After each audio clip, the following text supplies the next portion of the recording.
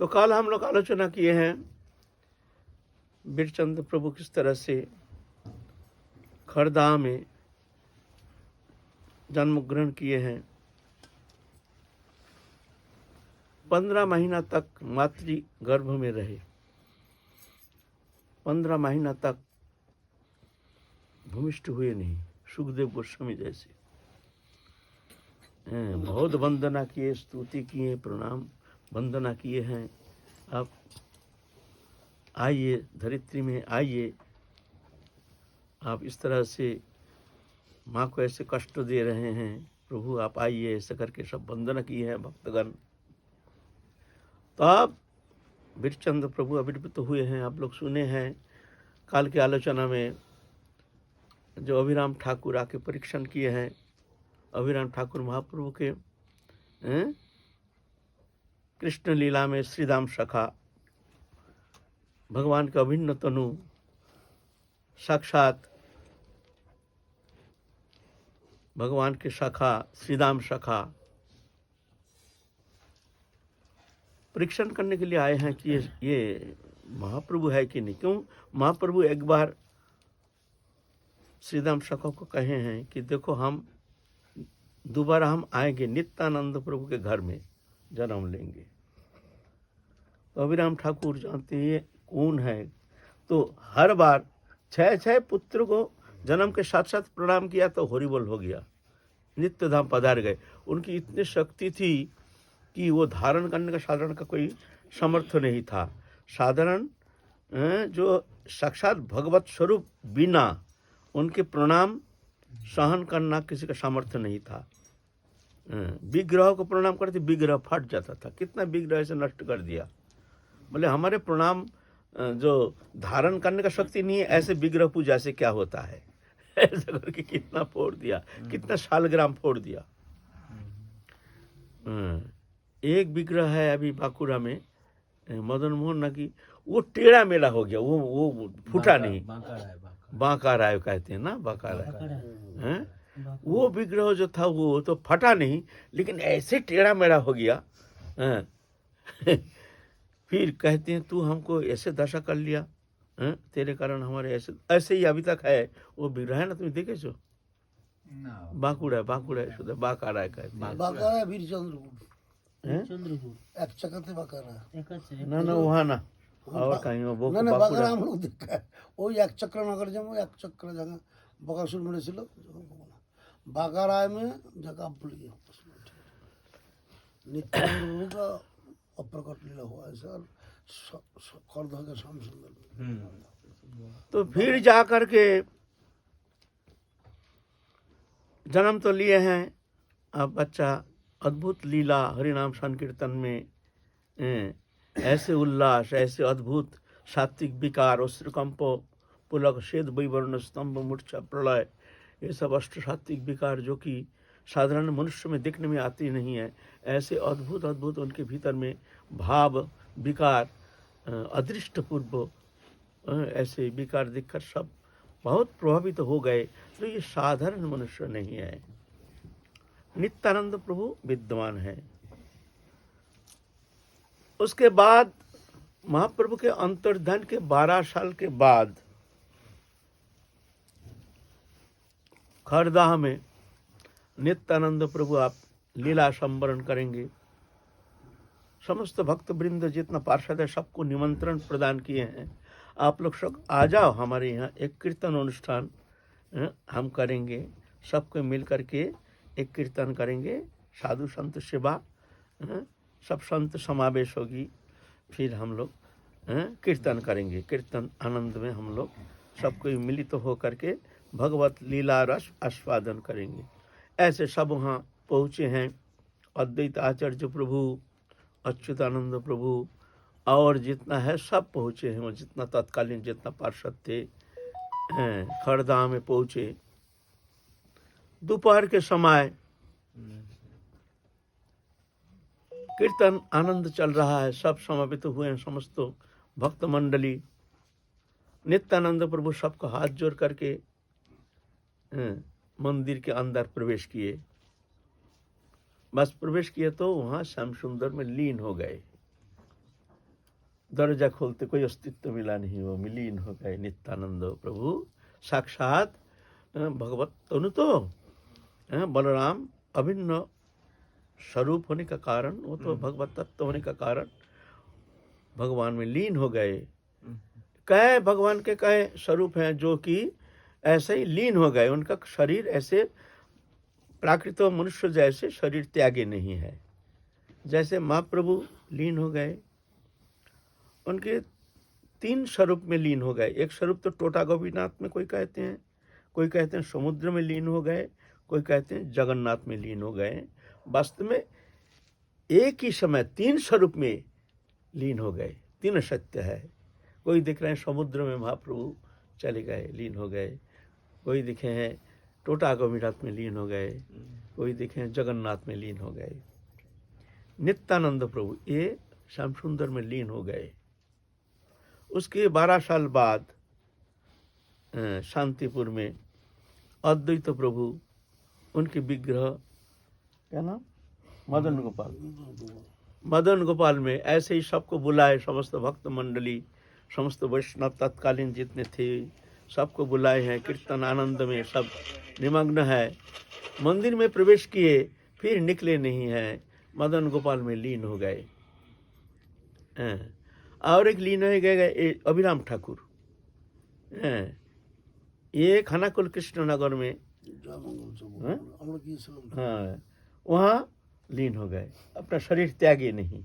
और एक जन है माता जानवा ठाकुरानी, यहाँ कामा में आए, वृंदावन में कामा में आए, गोपीनाथ में आकर के वहाँ तो विग्रह बन गए, लीन नहीं हुआ, विग्रह बन गए।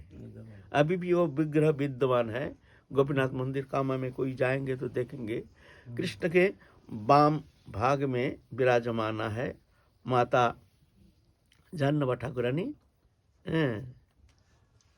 अनंग मंजरी, कृष्ण की छोटी बहन, और दाहिना तरफ राधा रानी।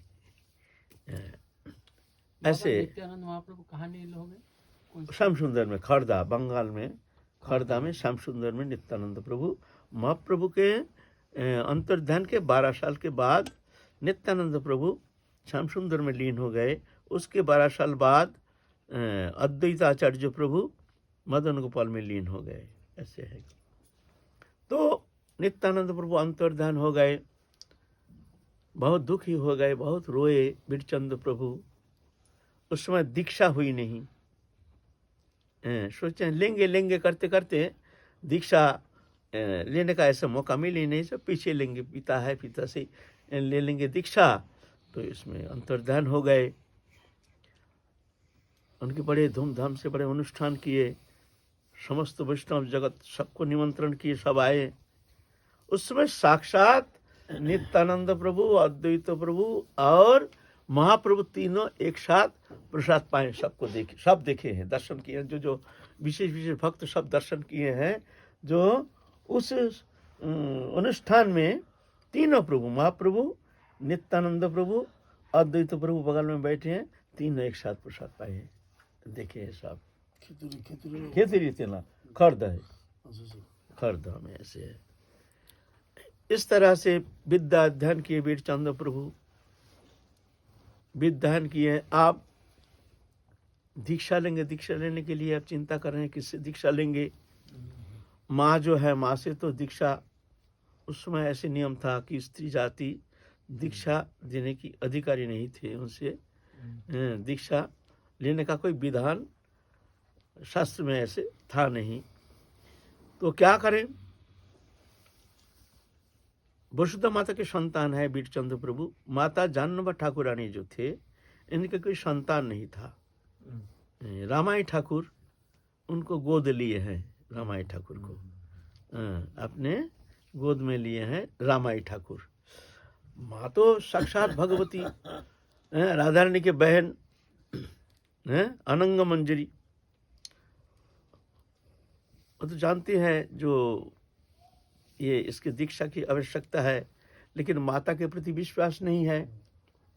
तो वीरचंद प्रभु अब दीक्षा के लिए चिंतित हो गया कि दीक्षा लेना जरूरी है, लेकिन साधारण मनुष्य से कैसे दीक्षा लेंगे, ये तो संभव नहीं है ना। नित्यानंद प्रभु के पुत्र दीक्षा किससे लेंगे? तो चिंता की है हम दीक्षा लेंगे तो शांतिपुर जाकर अद्वैत आचार्य प्रभु से दीक्षा लेंगे। तो चले गए हैं शांतिपुर। माता जानवा ठाकुरानी जान गए हैं और ये भी जानते हैं जो हमको ही कृपा करनी है, एक जन को भेजा जो कैसे भी हो उसको भेजो यहाँ। अद्वैत आचार्य प्रभु से संवाद भेजे हैं कैसे भी हो विचंद प्रभु को लौटा दे। हैं अद्वैत आचार्य प्रभु भी उनको समझा बुझा करके तुम घर जाओ, तुम्हारे गुरुकरण कहीं अन्यत्र होना है। तो विचंद प्रभु दुखी होकर के आए हैं खरदाह में और माता जानवा ठाकुरानी उस समय कुछ काम कर रहे थे। तो दो हाथ अपने काम में लगा है और इस समय हवा में घूंघट उड़ गई। तो उस समय ऐसे थे ना सामाजिक नियम के, माताओं के जो माताएं हैं उनके मस्तक कोई देख नहीं सकता, घर में हर समय मस्तक में कपड़ा रहना जरूरी था। तो दो हाथ में काम कर रहे हैं और दो हाथ से कपड़ा पकड़ करके घूंघट दे रही है। ऐसे दृश्य दिख रहे हैं विचंद प्रभु। और दो हाथ में हल मुसल दिख रहे हैं, और दो हाथ हल मुसल षड़भुज। पहले देखे हैं दो हाथ से काम कर रहे हैं तो देख रहे हैं, फिर दो हाथ से घूंघट, दो हाथ से काम कर रहे हैं, दो हाथ ऐसे कहाँ से निकल गई है, दो हाथ से घूंघट दे रही है और दो हाथ से हल मुसल। तब जाकर के समझ गए ये तो साधारण नहीं है, ये तो साक्षात भगवती है। ये तो साधारण, हम किसको साधारण स्त्री समझ रहे हैं, महिला समझ रहे हैं, ये तो साधारण नहीं है। तो जाकर के चरण में जाकर के गिर गया, माँ हमको कृपा करो, तुम छोड़ करके संसार सागर से उद्धार कौन करेगा हमको, माँ तुम कृपा करो, हम जान गए हैं माँ तुम साधारण नहीं हो, तुम ही हमको ये संसार सागर से उद्धार कर सकते हो। खैर उनको उद्धार कौन करके, वो तो भगवत तनु है, लेकिन फिर भी नरलीला कर रहे हैं ना, इसलिए ऐसे दीनता, माँ तुम हमको कृपा करो। तब माता जानवा ठाकुरानी उनको दीक्षा प्रदान किए हैं। दीक्षा देने का साथ साथ ही उनके अंदर प्रेम का पूर्ण प्रकाश, वो तो प्रेम स्वरूप है ही है, तत्सहित दीक्षा देने का साथ साथ वो प्रेम प्रकट हो गया, साक्षात मूर्तिवंत होकर के विराजमान हो गए उनके भीतर। तो इस तरह से आप चिंता कर रहे हैं, हमको जाना है, थोड़ा सा कृपा करने के लिए बाहर जाना है। पहले गए तो जगन्नाथपुरी, वहाँ जा करके महाप्रभु जैसे उनके भाव, महाप्रभु जैसे उनके रहनी, महाप्रभु जैसे ही उनके प्रेम, ये देख करके सब कोई ऐसे समझ रहे हैं जैसे साक्षात महाप्रभु आ गए हैं। और विचंद प्रभु को लेकर बड़े उल्लास आनंद संकीर्तन में महाप्रभु के समकालीन जैसे कीर्तन उल्लास में मुखरित हो गए समस्त दिशा, ऐसे ही आनंद तक हिल्लोल बह गए एकदम बिल्कुल जगन्नाथपुरी में। फिर वहां से गए दक्षिण भारत होकर के घूमते घूमते फिर जगन्नाथपुरी आए। वहां थे एक ब्राह्मण, क्या नाम है, उनके कन्या थी नारायणी। तो ब्राह्मण निमंत्रण किए हैं, उनके क्या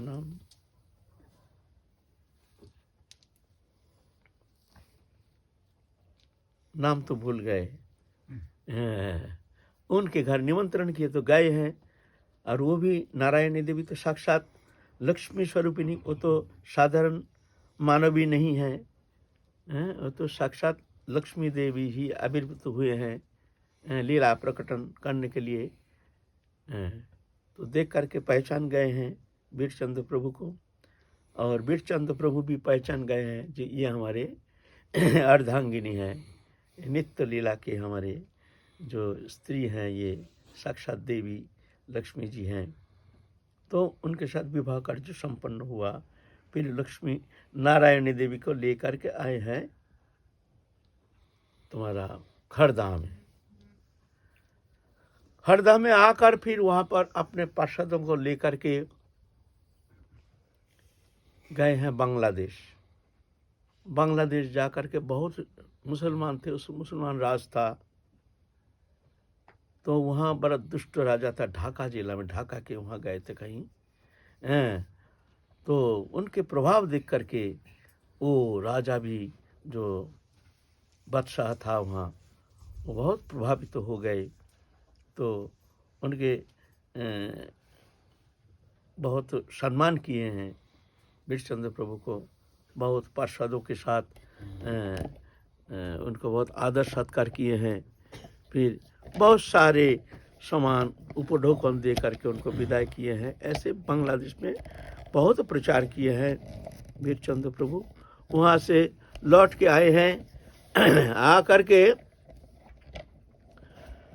गए हैं जाजीग्राम। वहाँ तुम्हारा नरोत्तम ठाकुर, श्रीनिवास आचार्य ऐसे प्रभु उनसे मिले हैं। बहुत आनंद लीला विग्रह हैं, तीनों भगवत तनु हैं। बड़े आनंद के उल्लास से भर गया पूरा बंगाल, जैसे महाप्रभु के समय जैसे उल्लासित हो गए थे, चारों ओर कीर्तन संकीर्तन में जैसे सब मुखरित हो गए थे उस समय, ऐसा ही वीरचंद्र प्रभु के आगमन से और वहाँ श्रीनिवास आचार्य प्रभु, नरोत्तम ठाकुर, रामचंद्र कविराज आदि बड़े आनंद में निमग्न हो गए, कीर्तन उल्लास में एकदम डूब गए। फिर गए तुम्हारा श्रीखंड में, श्रीखंड में गए, खेतरी से आकर सब मिलके श्रीखंड गए। जाजीग्राम के बाद में तो श्रीखंड, जाजीग्राम के 6 किलोमीटर दूर है, 6 किलोमीटर दूर ना। वहाँ जाके बहुत कीर्तन उल्लास। वहाँ तो नरहरि सरकार ठाकुर का सिरपाठ है। नरहरि सरकार थे मधुमती सखी, उनके भी बहुत सारे लीला चरित्र हैं महाप्रभु के, दिव्य अति दिव्याति दिव्य सब लीला। तो वहाँ गए हैं जा करके। रामाई के ওখানে খুব মধুর আছে, একটু বলি তুমি, 1 মিনিট বলি। মানে जब नृत्य करने लगे ना वीरभद्र प्रभु, तब एक अंधा था। আমি বলবো তো, বলতে দিলে কোথায়? চলে যাচ্ছেন তো আপনি বললেন চলে না চলে যাচ্ছেন না, वो तो हम बोलने जा रहे हैं। वहाँ जाके बड़े आनंद उल्लास कीर्तन अनुष्ठान, हजारों सब साधु संत और ऐसे कीर्तन आनंद जिसमें माने भाव विभावित हो गए। जो पाखंडी आए वो पाखंडी भी अपना पाखंडता भूल करके हरिनाम संकीर्तन में ऐसे मतवारा हो गए, जो कीर्तन नर्तन में एकदम भूल गए, शोधबुद्ध खो गए। पाखंड भी ऐसे साक्षात भगवती तनु, उनकी शक्ति तो ऐसी है ना। उस समय वो कीर्तन अनुष्ठान में एक अंधा भी पहुंच गए। अब वो कीर्तन उल्लास, उसका मन में ऐसी इच्छा हुई कि हम भी, अगर हमारे नेत्र रहते तो हम भी आज ये अनुष्ठान में सबको दर्शन करते, सब वैष्णव को दर्शन करते। हम तो बहुत दुर्भागा है, क्या दुर्भागा। देखो अगर हमारा नेत्र रहता तो हम आज ऐसे संतों के बीच में आकर के उनको सब दर्शन करते, उनके चरण रज लेते। तो लेकिन नाच रहा है, तो वीरचंद्र प्रभु देख रहे हैं एक अंधा नाच रहा है और रो रहा है। तो वीरचंद्र सोचे भाई अंधा नाच भी रहा है, रो भी रहा है, भाई क्या बात है, तुम क्यों रो रहे हो?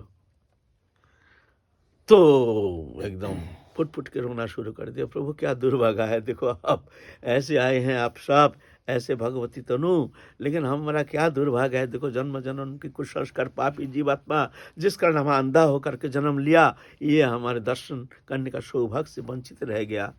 बोलते ऐसे बात नहीं है, तो दुखी मत हो। फिर उनको हाथ में आँख में हाथ फेर दिया। वीरचंद्र प्रभु ने देखना शुरू किया, अंधा नेत्र मिल गया उसको। नेत्र पा करके तो उसका उल्लास देखो, अंधा को नेत्र प्रदान किया। ऐसे अनुष्ठान किए। उसके बाद वहाँ कीर्तन अनुष्ठान करके फिर गए एक चक्र धाम। वहाँ जा कर के अपने नित्यानंद प्रभु के आविर्भाव स्थली है वो, वहाँ जा कर के कुछ दिन निवास किए। तो वीरचंद्र प्रभु के नाम से नामकरण हुआ वीरचंद्रपुर। अभी वो स्थान का नाम है वीरचंद्रपुर। इधर क्या हुआ, रामाई ठाकुर माता जानवा ठाकुरानी दीक्षा लिया है माता जानवा ठाकुरानी से, लेकिन साथ रहते थे रामाई ठाकुर। गोद ले लिया, अपना पुत्र संतान नहीं था, लेकर के तो हर समय घूमते हैं। तो रामाई ठाकुर को लेके वृंदावन आए माता जानवा ठाकुरानी। राधा कुंड आदि ये सब तीर्थ होकर के यहाँ से गए हैं कामा जाकर के गोपीनाथ दर्शन के, दर्शन करने के बाद वहाँ लीन हो गए, विग्रह रूप धारण करके विग्रह में लीन हो गए। अब रोते रोते रामाई ठाकुर आए हैं बंगाल में। माँ नहीं है, जाएंगे किसके पास? हमारे माँ चली गई, किसके लिए जाएंगे? हमारा तो कुछ था नहीं, कोई संस्कार नहीं, कुछ गुण नहीं। माँ ने हमको इस तरह से अपने पुत्रवत आदर किया। उस स्थान में हम कैसे जाएंगे? जाकर के हम कहाँ रहेंगे? हमको वहाँ रहने का, हमारे शांति प्राप्त होने का हमको कोई वहाँ स्थान नहीं है। माँ जहाँ नहीं है वहाँ कैसे जाएंगे हम? तो क्या किया है, नवद्वीप के पास कालना नामक स्थान, वहाँ जाके एक जंगल था, वो जंगल में जा करके रामाई ठाकुर एक झोपड़ी बना करके भजन करना शुरू कर दिए हैं। वहाँ के लोग कहते हैं बाबा वहाँ मत रहो, वहाँ एक जंगल में शेर रहता है। तो बोलता है अब ये शरीर राख करके क्या करें कि शेर खा जाए, वो भी अच्छा है, हम कहीं जाएंगे नहीं, हम ये मुंह किसी को दिखाएंगे नहीं, दिखाने लायक नहीं है। तो बोलता है बाबा वो जंगल में एक शेर रहता है, वो बहुत आदमी को मार दिया, आप वहाँ मत रहो, इधर गांव के भीतर आके कहीं झोपड़ी बना लो, सब व्यवस्था हम लोग कर देंगे। बोले नहीं हम जहाँ है जंगल में ही रहेंगे। तो जंगल में झोपड़ी बना लिया। एक दिन शेर आया, शेर को बोला इधर आ। शेर बिल्ली जैसे एकदम सब हिंसा भूल गया, सामने आ गया। तू ऐसे हिंसा करता है, खबरदार और हिंसा नहीं करना, तू आज से मेरा चेला है, चल मैं तेरे को हरि नाम दे देता हूँ। तो शेर को हरि नाम दे दिया, शेर को चेला बना लिया। तब से वो शेर एकदम बिल्ली जैसे हो गया, किसी को कुछ कहता नहीं है सामने आने से भी। तो वो स्थान का नाम हुआ, पहले बाघ बांग्ला भाषा में बाघ कहते ना, बाघ था, अब बाघ ना, बाघ नहीं है, अभी वो शेर नहीं है, बाघ ना, वो बाघ था, अभी बाघ ना, तो बागना पड़ा, उस स्थान का नाम हुआ बागना पड़ा, है ना। ऐसा अब जंगल बागना पड़ा, उस जगह का नाम है, अभी भी उस जगह नाम है बागना पड़ा। वहाँ भजन करते हैं। अब ये खबर पहुंच गया बोल रही है वीरभद्र प्रभु के पास, वीरचंद्र प्रभु के पास, जे एक शेर को चेला बना लिया तुम्हारा भाई है। अरे माँ की कृपा पाकर के इतना सामर्थ्य बन गया है, शेर को चेला बनाया, और शेर भी जैसे एकदम बिल्ली हो गया। अच्छा तो हम देखें कैसे सामर्थ्य है, थोड़ा देखेंगे, परीक्षा करना चाहिए। तो वीरचंद्र प्रभु ने अपनी शक्ति से 11,000 नैरा नेरी पैदा किया, अपनी शक्ति से। नैरा नेरी माने मस्तक, मुंडित मस्तक, स्त्री और पुरुष, नवीन जौवन सब, और अद्भुत दिखने में नैरा नेरी। प्रभु 12,000 न 11,000, 12,000। प्रभु आदेश कीजिए क्या करना है, बागना पड़ा जाओ, वहाँ जाके रात 12 बजे उनका आतिथ्य स्वीकार करो। ये है जो ये है रामाई ठाकुर है, उनके पास जाकर के उनका आतिथ्य स्वीकार करो। बोलो हम लोग उनको खाने दो, जो जो चाहिए वो वस्तु तुमको देना पड़ेगा। सब तिलक धारी, कंठी माला, और एकदम तेजपुंज कलेवर, तेज जैसे, ऐसे भगवती तनु है ना, सब ऐसे साधारण तो नहीं, वीरचंद्र प्रभु ने सृष्टि किए हैं। सब जाके हाजिर हो गए 12 बजे वो जंगल में, जंगल साफ करके अब तो आश्रम बन गया। और रामाई ठाकुर देखते हैं भाई 12,000 ऐसे जवान, नौजवान, नौ युवती, और तिजपुंज कलेवर जैसे तेज शरीर से निकल रहा है। वाह वाह, आए हैं खूब सादर सत का, आप आदेश कीजिए, क्या हमारे लिए क्या सेवा है। नहीं, हम लोग भूखे हैं, हमको अभी भूखे हैं, हम उन खाने का व्यवस्था कर दीजिए। अच्छा, तो बोलिए क्या क्या चाहिए आप लोगों के लिए। तो ऐसे ऐसे वस्तु फरमाइश कर रहे हैं जो कि शायद भूभारत में कहीं मिलेगा नहीं। ऐसे चाहिए, हमको ये चाहिए, हमको वो चाहिए, हमको वो चाहिए। ऐसा परीक्षण के लिए भेजा है ना। वो तो बोला जावे ना। समाज तो बोला जावे ना। ठीक है, बैठ जाइए। 12,000 बैठ गए हैं, रात 12 बजे हैं, रात 12 बजे बैठ गए हैं। 12,000 नरा नेरी बैठ गए हैं। पत्तल धोना कहाँ से आया, कहाँ से आया, सब पानी आया, जो जो सामान चाह रहे हैं वो सब बांट रहे, परोस कर रहे हैं, परोस कर रहे हैं। जिसको जो चाहिए, क्या चाहिए, रसगुल्ला गुलाब जामुन से लेकर के और भी है जो भी, सब परोस कर रहे हैं। सब खा के, सब पा के सब तृप्त हो गए, परितृप्त हो गए हैं। फिर जाके सब प्रसन्न होके चले गए हैं। तब वीरचंद्र प्रभु जान गए हैं जो हमारे भैया जो माँ ने गोदी में लिए हैं वो साधारण नहीं, वो असाधारण, हमारे हमसे कोई कमी नहीं है ना, हमसे कोई कमी नहीं। जान गए हैं हमारे भैया ये भी सामर्थ्य महापुरुष है। तो वीरचंद्र प्रभु इस तरह से लीला किए हैं। और बहुत सारे लीला है, उतना तो हमारा जानकारी नहीं है। तत्कालीन इतिहास भी उतना स्पष्ट नहीं था, किसी ने विशेष रूप से कोई कलम धारण नहीं किए हैं इतिहास संबंध में। इतना दुर्बल था हमारे पहले का इतिहास, जो बहुत सारे इतिहास हम लोगों को जानकारी नहीं है। जैसे महाप्रभु के जो पार्षद थे, जैसे राय रामानंद, स्वरूप दामोदर आदि, जो महाप्रभु के अंतर्ध्यान के बाद जो भी पार्षद थे, कौन कैसे किस तरह से लीला संवरण किए हैं, क्या लीला किए हैं, कितना दिन तक अवस्थिति, ये संबंध में कुछ जानकारी है नहीं, है ना। ये सब कारण है जो इतिहास संबंध में इतना दुर्बल, जो कोई ये चिंता नहीं की है जो परवर्ती काल में जो ये इतिहास हम लिखेंगे तो ये परवर्ती समय ये काम में आएगा। ऐसा कोई कलम धारण करने के लिए कोई चिंता भी नहीं किए हैं। और सब ऐसे सुख संताप में डूब गए महाप्रभु के अंतर्ध्यान के बाद। किसी ने चिंता भी नहीं की है कि हमको कुछ रचना करना है। 100 साल बाद जाकर के तुम्हारा वृंदावन दास ठाकुर फिर चैतन्य चरितामृत रचना किए हैं 100 साल बाद। ऐसी बात है। तो इस तरह से वीरचंद्र प्रभु के जीवन चरित्र संबंध में किंचित दिग्दर्शन करके अपने वाणी को पवित्र करने के लिए थोड़ा आलोचना कर रहे हैं। कई भूल भ्रांति हो तो क्षमा कर दीजिए।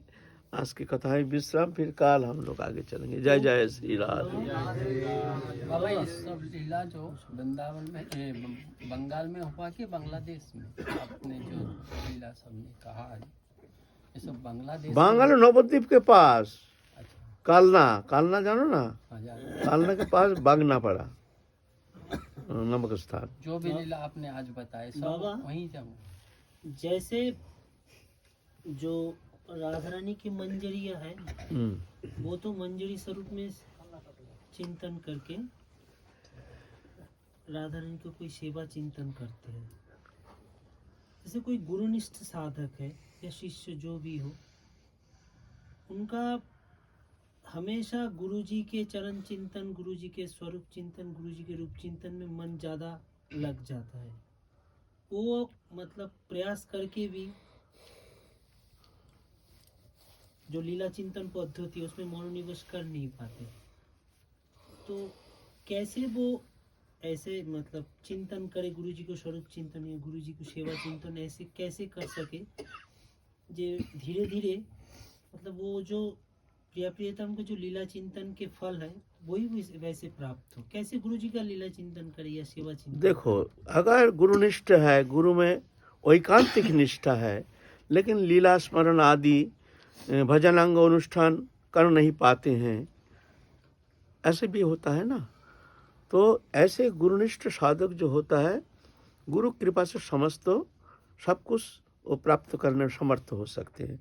जस्य देवे पराभक्ति जथा देवे तथा गुरु तस्वैत कथित झरता प्रकाशंते महात्मनो। बोलते ऐसे जैसे तुम्हारे इष्ट में निष्ठा है, प्रेम है, भक्ति है, ऐसे ही अगर गुरु में तुम्हारा है, जस्य देवे पराभक्ति जथा देवे तथा गुरु, जैसे भगवान में ऐसे अपने गुरु में, कम नहीं, ज्यादा हो तो और अच्छा है। तस्वीर कथित झड़ता प्रकाशंते महात्मन, उनके भीतर समस्त तत्व प्रकाशित हो जाता है। प्रभु ने कृपा करके उनके भीतर समस्त तत्व को प्रकट कर देते हैं। ये कृपा सापेक्ष है। ऐसे भी तुम ऐसे कैसे समझ रहे हो जो अपने चेष्टा के द्वारा, लीला स्वरण आदि भजनंग जाजन के द्वारा तुम उस प्रेम, उस दिव्य लीला में प्रवेश कर पाओगे? क्या तुम्हारे इस क्षुद्र लीला चिंतन करने का जो चेष्टा या और जो भक्ति अंग जाजन, क्या इसके बल पर तुम वहां पहुंच जाओगे? तो लीला शरण नहीं करने से क्या वहां पहुंच नहीं सकते? ये तो कृपा साध्य है। वो कृपा गुरु कृपा ही केवलम, गुरु कृपा से सहज लभ्य हो जाता है। श्री चैतन्य प्रसादेन सर्वशास्त्र विनिर्णयम बालो ओपि कुरुते शास्त्रं दृष्टा ब्रजे विलासिन। बालो ओपि कुरुते शास्त्रं, बालक होने से भी वो शास्त्र रचना करने में समर्थ हैं। दृष्टा ब्रज विलासिन, ब्रज में जो लीला तत्व है सब वो जानने में समर्थ हो जाते हैं। श्री चैतन्य प्रसादेन, महाप्रभु की कृपा, ये कृपा साध्य है। चाहिए निष्ठा, चाहिए भक्ति। हमारे ना महाप्रभु में निष्ठा है, ना गुरु में निष्ठा है, ना हमारे राधा रानी में निष्ठा है, और कुछ होता नहीं तो कहते हैं क्या उनकी कृपा में कमी है। तुम्हारी चेष्टा, तुम्हारी भीतर जो कमी है, ये कमियां को मिटाओ, खाली करो, पीरो शून्य स्थान प्रभु ने कृपा करके भर देंगे। उनकी कृपा से उसे शून्य स्थान को भर देंगे। प्रभु आए हैं कृपा करने के लिए, ठाड़े हैं हमारे द्वार पर। तुम कहते हो प्रभु कृपा करो, कृपा करो, कृपा करो, कृपा करो। मन तो है हमारे विषय में, विषय कानून में रम रहा है, ये चाहिए, वो चाहिए, आश्रम चाहिए, मंदिर चाहिए, ये चाहिए, वो चाहिए, और इधर कहते कृपा करो, कृपा करो, कृपा करो। प्रभु तो द्वार पर ठाड़े हैं तुम्हारे सामने, हंसते हैं। देखो ये क्या कह रहा है, अरे हम कृपा करेंगे, हमारे बैठने का स्थान कहाँ बैठोगे? तुम्हारे हृदय में। जिस हृदय में हम बैठेंगे वहाँ तो सब सामान सट्टा भरा हुआ है, कामना वासना, ये चाहिए, वो चाहिए, वो चाहिए, वो चाहिए, वो चाहिए। अरे मकान खाली करो, हमारा बैठने का आसन प्रदान करो। वहाँ और कुछ नहीं रहना चाहिए, हम ही रहेंगे। वहाँ दो वस्तु रह नहीं सकता है, या हम रहेंगे या विषय रहेगा। विषय भी रहेगा, हम भी रहेंगे, ऐसा होना संभव नहीं। हम रहेंगे तो हटाओ, हृदय को खाली करो, तुम्हारे शून्य स्थान को हम पूर्ण कर देंगे। लेकिन हमारे हृदय जो है भरा हुआ है कामना वासना, काम क्रोध लोभ ईर्ष्या द्वेष इत्यादि नाना प्रकार अवगुण दुर्गुण भरा हुआ है। और कहते हैं कृपा करो, कृपा करो, कृपा करो। और कृपा करने के लिए तैयार है, लेकिन कृपा पाने के लिए तुम्हारी जो मानसिकता होनी चाहिए वो है नहीं। ये तो शाब्दिक है ना। तो ये कृपा सापेक्ष है, कृपा स्वाभाविक है।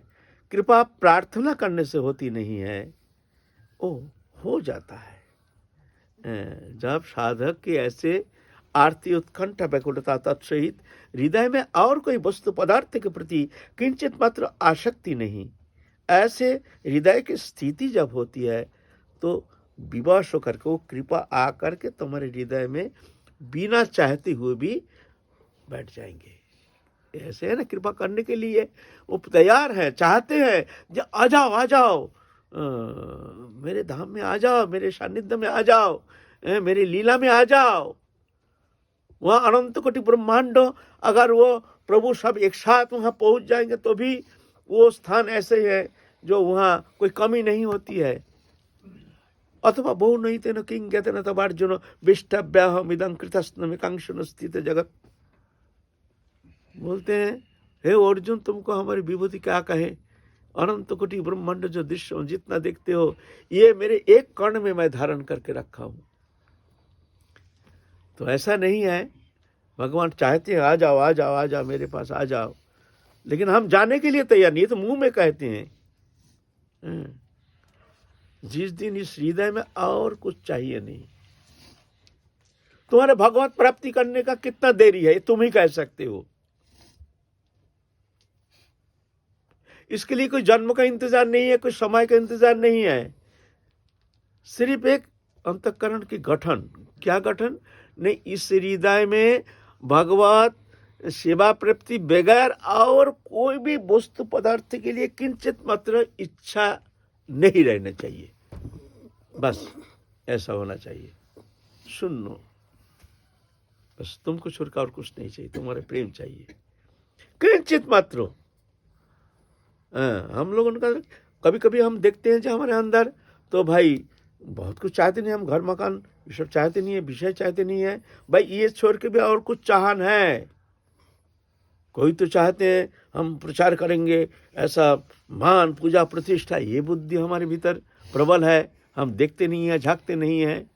मंदिर चाहिए, ये चाहिए, वो चाहिए, सेवा करनी है, तो बढ़िया है, खूब मंदिर बनाओ ना, कौन मना करता है। हमको तो ऐसे भगवान कहते हैं, ऐसे भक्त हमको चाहिए जो मंदिर बनाएंगे, बड़े प्रचार करेंगे, जगत कल्याण करेंगे। हम तो जाके जगत कल्याण नहीं करेंगे, हम जाके प्रचार नहीं करेंगे, हमारे भक्त के द्वारा ही तो हम ये सब करेंगे। आ जाओ, तुम ऐसे चाहते हो, बढ़िया है, खूब सुंदर, जन्म जन्म तुम प्रचार करो, मंदिर बनाओ, खूब घूमो, कोई चिंता नहीं। जिस दिन हम छोड़ के और कोई वस्तु तुमको अच्छा नहीं लगेगा, उस दिन हम आएंगे, हम तुम्हारे लिए इंतजार कर रहे हैं। बात है ना बाबा? जय बोलो। शिष्य के मन में सेवा का चिंतन चलता रहे तो वो ठीक है। जैसे कि कोई रसोई की सेवा करता है तो वो सोचता है कि मैं अच्छी अच्छी चीजें ठाकुर जी के या गुरु जी के आश्रम के लिए बनाऊं। कोई फूल की माला की सेवा करता है तो वो सोचते हैं अच्छे से फूल, वही चिंतन चलता रहे उस सेवा को और कैसे सुंदर करूं। हाँ, वो तो प्रसन्नता के लिए जो भी चिंता करते हैं वो सेवा ही है। भगवत प्रसन्नता के लिए, गुरु प्रसन्नता के लिए जो भी कर्म अनुष्ठान करते हैं उसमें मन रहना, तल्लीनता, ये तो सेवा ही है। गुरु का रसोई कर रहे हैं, रसोई में ध्यान है, कितना सुंदर करके बनाएंगे, इसमें क्या मसला देंगे, क्या देंगे, तो ध्यान तुम्हारा है। लेकिन हमारा उद्देश्य क्या है, हम ऐसे गुरु जी को प्रसन्न करेंगे, गुरु जी भोग लगा के जब पाएंगे खूब प्रसन्न हो जाएंगे, खूब तृप्त हो जाएंगे, ये भावना तो सेवा, ये तो है। ये नहीं कि ये कोई, ये तो तुम तो भगवत चिंता नहीं किए, तुम तो रसोई का चिंता किए। बोलते हैं ना ना ना, ऐसा नहीं। वो अपने लिए जब होता है तो बंधन का कारण होता है, जब भगवत प्रीति के लिए अनुष्ठित होती है तो जाके वो मुक्ति का कारण होता है। बस ये भावना का व्यवधान, अंतर होता भावना का। जस्य भावना जदृशी सिद्धिर्भवति तादृशी।